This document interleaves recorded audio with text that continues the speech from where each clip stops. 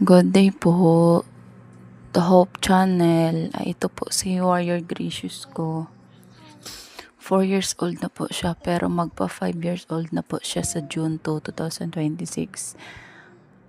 Na-diagnose po siya simula 11 months, 9 months po. Hanggang ngayon po, isa na po siyang bedridden na bata na lumalaban araw-araw sa buhay. Yung diagnose po niya is cerebral palsy, generalized focal epilepsy, and microcephalic, late development, intellectual, and pediatric community pneumonia.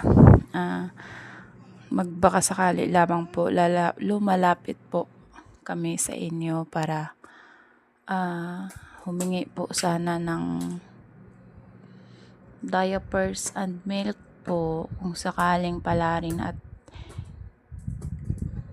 merong ipapadalang tao si Lord para sa kanya. Big help po yun para sa kanyang daily needs. Bukod po sa diaper and milks po,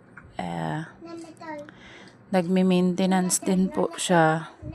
Tapos meron po siya mga follow-up check-up like ENT, Opta. Meron po siyang mga follow-up check-up sa neuro at assessment po ng therapy.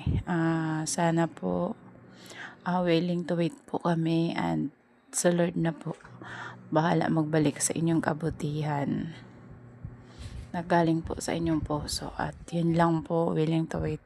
Willing po kaming maghintay sa biyayang ipagkaloob ng Diyos sa amin. Maraming salamat po, and God bless. Love, Warrior Gracious.